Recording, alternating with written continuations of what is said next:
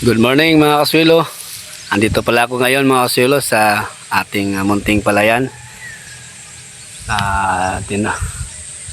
Nagmamasdan ko lang or chinik ko lang yung ating palayan dito kung ano ang resulta.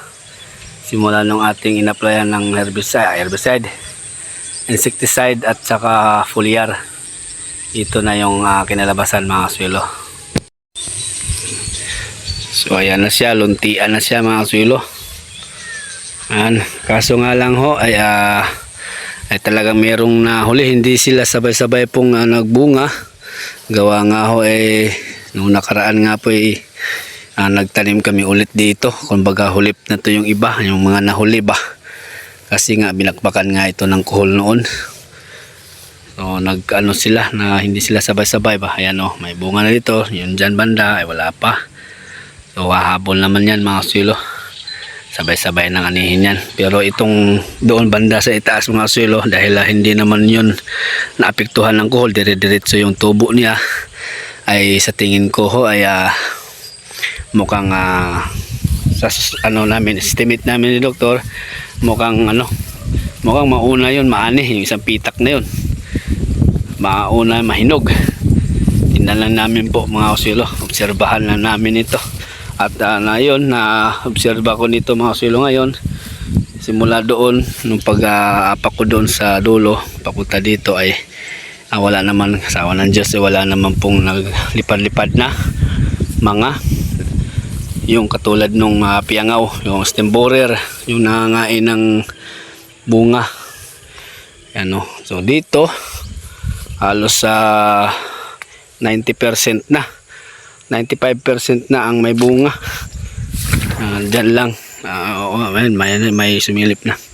So ito talaga maraming bunga mga silo. At saka nakayuko na yung iba. Ayan, so effective yung aking pag-apply dito mga silo ng pang insecticide. Gawa ng wala na akong nakikitang hindi na kainan. Yung merong pailan-ilan, yung nauna, yung hindi ko pa in-apply ng insecticide, mas mainam talaga na na applyan kaagad basta mayroong makitang kalaban para hindi na lumala. So kagandang pagmasdan mga silo, sana ganyan sana lahat kaso nga doon banda sa dulo ay mga silo, wala pang bunga ba yung iba. Di katulad dito na halos ayan na kita na ang pinaghirapan mga silo. Konting-konting kimbot na lang ito. Uy, kaganda. Thank you Lord. Maraming salamat po din sa inyong ipinagkaloob. Kahit na nga po ay dinaanan ito ng mga malalakas na bagyo, ulan, ay ito na ngayon naka-recover pa rin. At napuksa ko rin lahat yung mga kalaban, nangangain ng yung mga perwisyo basta palay. Nung talagang dinagastusan ako dito sa kuhol noon. Maraming inubos din to ng gamot. So okay na, luntian mga silo, napakaganda. Siguro obserba lang po ako dito. May optional pa akong gagawin dito mga silo kung sakasakali lang. Pero ito okay na ito. Pero dito banda, ito yung aking obserbahan pa mga silo, na kung kailangan meron pa akong naka-stack na dyan, foliar na amino plus ang ating gagamitin dito or doon. Merong area doon na mga nahuli ba ng makahabol.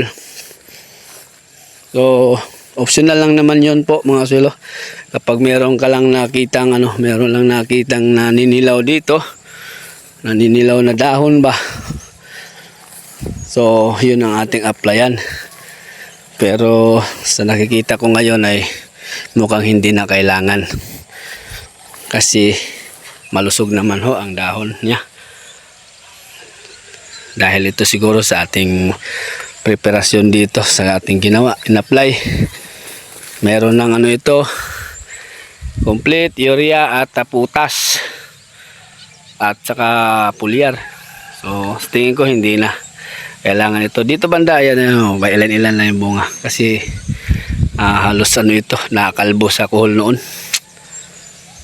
So sige, at magbunga pa rin naman ito, ano na pausbong na. So yun ang aking obserbahan, mga siguro ilang araw o ano, kung may ano dyan, anuhin ko, sprayan natin ng foliar kung kailangan. Dito lang banda, dito lang sa mga konti lang ang bunga, kasi yung foliar na yon nakakatulong yun sa ano sa bunga, pampatigas sa butil ba, pampalusog yan, pampabuo yung ating ipa-apply sana. Pero sa ngayon, obserba lang po muna. Meron ba mga insekto, mga nanilaw, mga peste na ano, pero ayan na, ayos. Baka sa ano mga swilo, second week ng March na ngayon, baka 2 linggo, baka mag-umpisa na kami na naman din mag-tracer, mag-harvest na. Ang mauna siguro yung kay Dolpo doon sa Bubon. Wala na, balik palayan na naman, malapit na.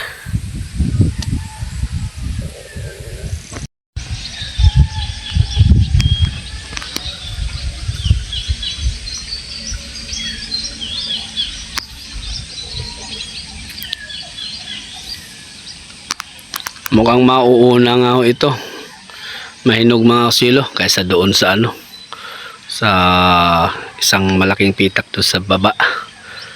So ito mukhang advance ito mga silo, kasi ano na, payuko na, yung iba yuko na.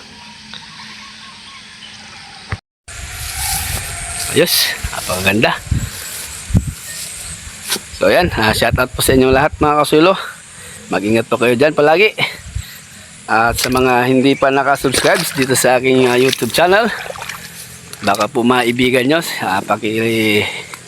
pakipindot sa subscribe at mag-like and share na rin kung gusto nyo po yung ganitong content, para updated po kayo sa aking mga i-upload pang about sa pagbubukid or pagsasaka. Maraming salamat po at magandang araw.